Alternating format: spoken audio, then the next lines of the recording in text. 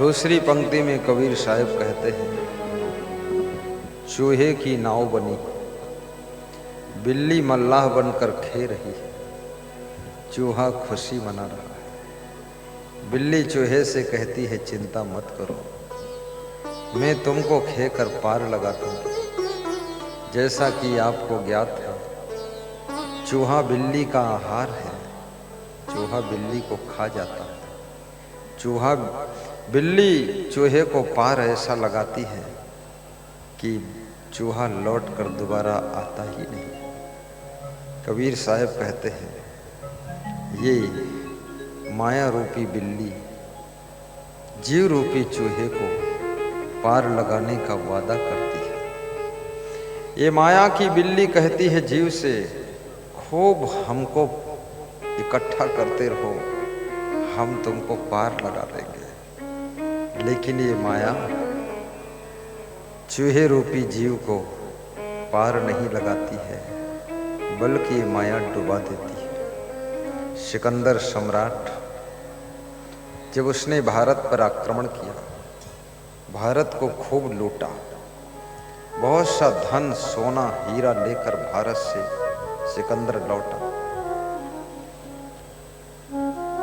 तो उसे याद आ गया कि यूनान के लोगों ने कहा था, भारत देश से एक साधु भी ले आना, सब कुछ लूट कर लाना, लेकिन एक साधु भी लाना।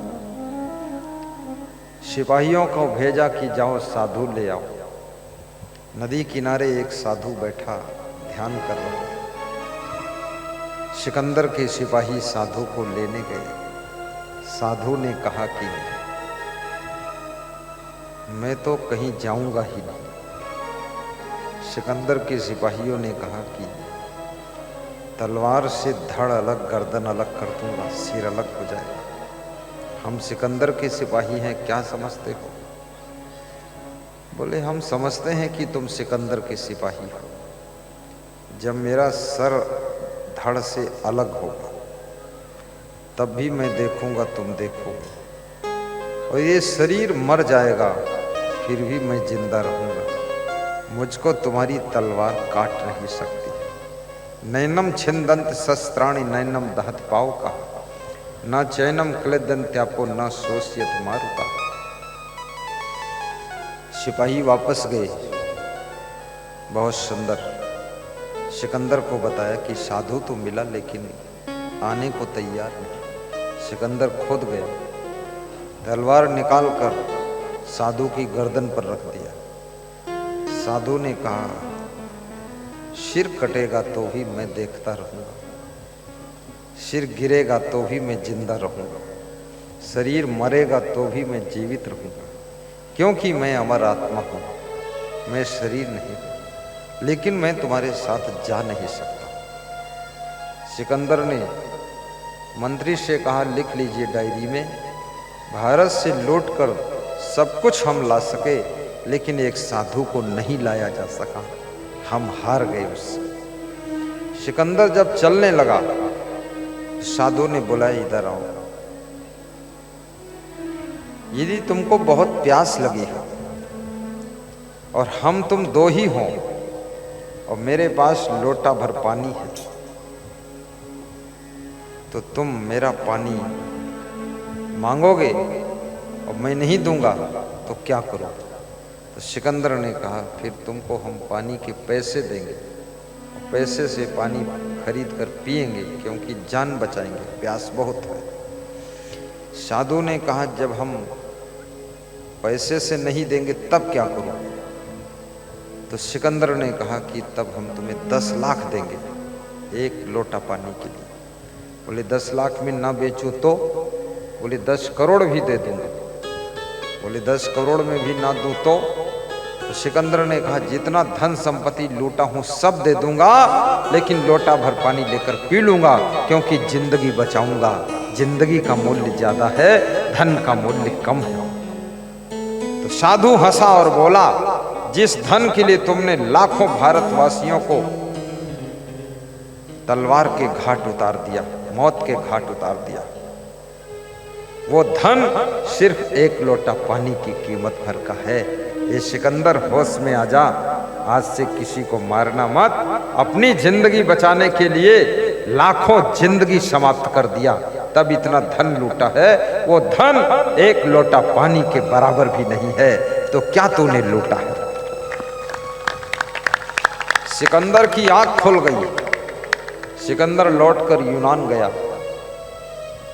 और उसने एक कागज पर ज्ञान की बात लिखी कि जब मेरी मृत्यु होगी, मेरे हाथ कफन से बाहर कर देना, मेरी लाश को पूरे नगर में घुमा देना और सभी को दिखा देना कि सिकंदर जैसे सम्राट भी इस दुनिया से खाली हाथ ही जाते हैं, हाथ में कुछ ले नहीं जाते हैं। इसलिए पाप मत करो। इकट्ठे कर जहां के जर, जर माने धन होता। धन कमाओ, लेकिन बुरे तरीके से नहीं, पाप तरीके से नहीं, पुण्य तरीके से कमाओ। बिजनेस करके कमाओ, खेती करके कमाओ, सर्विस करके कमाओ। इकट्ठे कर जहां के जर, सभी मुल्कों के माली थे।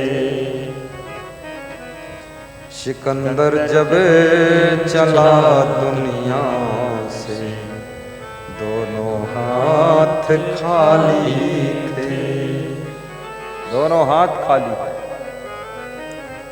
ये हाथ भी तो साथ नहीं जाते, ये भी यहीं छूट जाते। क्या लेकर तू आया बंदे, क्या लेकर तू जाएगा? अब मुट्ठी बांध के आया बंदे, हाथ पसारे जाएगा। मुट्ठी बांध के आया बंदे, हाथ पसारे जाएगा। मुट्ठी बांध के आया बंदे, हाथ पसारे जाएगा। हाथ पसारे जाएगा, हाथ पसारे जाएगा। मुट्ठी बांध के आया बंदे, हाथ पसारे जाएगा। ये हाथ भी साथ नहीं जाते। सिकंदर संसार के सत्य को समझकर चला गया। आज देखिए, रूस और यूक्रेन का युद्ध 14 महीने से चल रहा है। लाखों सैनिक मारे जा चुके, लाखों जनता के लोग भी मारे जा चुके। पूरा यूक्रेन देश खंडहर में बदल गया और ये अहंकार का युद्ध है। ये विनाश करके मानेगा, याद रखना। मनुष्य को जो राष्ट्रपति बनता है, प्रधानमंत्री बनता है, जब उसको लालच आता है ना, तो दूसरे देश को कब्जे में लेना चाहता है। ये देश भी हमारा होता है। अपना देश संभल नहीं रहा है। अपने देश में अलग अलग सब क्रांति हो रही है और दूसरे देश पे कब्जा कर रहे हैं। बहुत युद्ध हो चुके हैं। भारत के 15 टुकड़े हो चुके हैं। ये बर्मा देश, अफगानिस्तान, पाकिस्तान, बांग्लादेश, ये सब भारत देश में ही था। विशाल भारत देश था। इसको मुगलों ने भी खूब लूटा, मारा, काटा। हिंदू सीधा साधा बेचारा खूब पिटा। कितना हिंदू जान के डर से तो मुसलमान बन गया। फिर अंग्रेजों ने आकर के हिंदुस्तान को 250 साल तक गुलाम रखा। अभी 70 साल से 72 साल से देश आजाद हुआ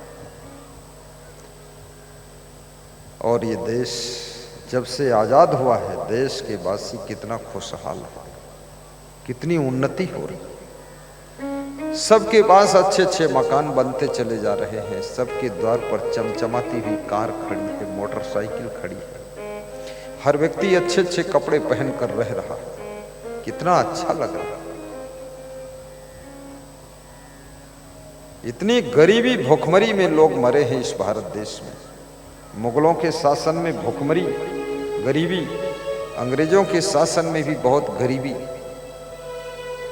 सारा धन लूट कर इंग्लैंड चला गया। आज इंग्लैंड का प्रधानमंत्री जो है वो भारत देश का ही आदमी इंग्लैंड का प्रधानमंत्री बना है। एक वो समय था इंग्लैंड का प्रधानमंत्री, वहां का आदमी हमारे भारत का प्रधानमंत्री बनता था। अब भारत का आदमी इंग्लैंड का इस समय प्रधानमंत्री है। कितना पलटा खाया। ऋषि सुनक नाम है उसका। दूसरे देश में जाकर कितना प्रभाव डाला उसने। आप अगर सही नेता हैं, अच्छी राजनीति करना आता है ना, तो तुम्हारे आने पर लोग जाति पाति मत मजहब सब छोड़कर तुमको वोट देते। लोग जाति पाति में नहीं फंसेंगे, न मत मजहब में फंसेंगे। जब देखते हैं कि हमारे सामने कोई बहुत अच्छा प्रतिभा आ गया, उसको वोट देकर जिता देते हैं और वो देश को बहुत आगे ले जाता है। आप भी राजनीति करो, मन से करो, ढंग से करो, तरीके से करो, अंदाज से करो, फिर ऐसी राजनीति करो। जब ऋषि सुनक भारत का आदमी इंग्लैंड में प्रधानमंत्री बन सकता है, तो तुम भारत के आदमी हो, इस भारत देश में क्यों नहीं तुम विधायक बन सकते हो, क्यों नहीं मिनिस्टर बन सकते हो? तुम भी बन सकते हो, लेकिन लगन होनी चाहिए।